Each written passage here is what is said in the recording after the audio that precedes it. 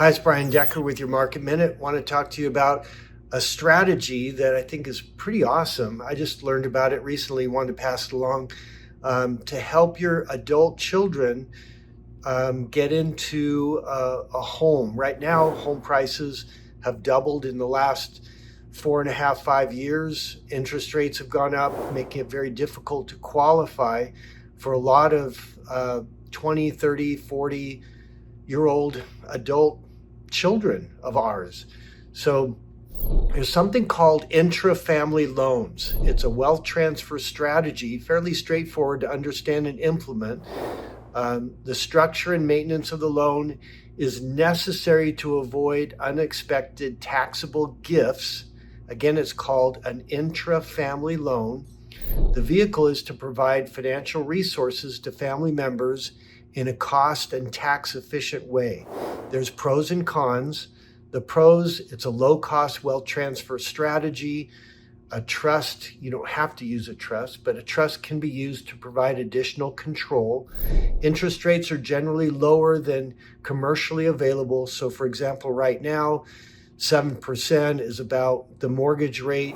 You can do loans to your children at 4.5%, it's a win-win. Flexibility in loan structuring to achieve planning goals for both parties. Wealth transfer without gift tax implications is possible if the assets transferred are used to invest in assets that have a total return greater than the cost of the interest charged. That is key. Interest paid stays within the family rather than paid to an outside financial institution. Families may structure a family bank to encourage an environment of entrepreneurship or investing. Family members can be helped during periods of financial stress or when starting a business. So you can use this loan as whatever you want.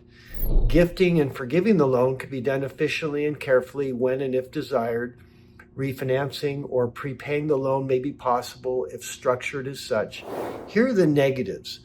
Recharacterization of a loan can be a taxable gift if you're not careful.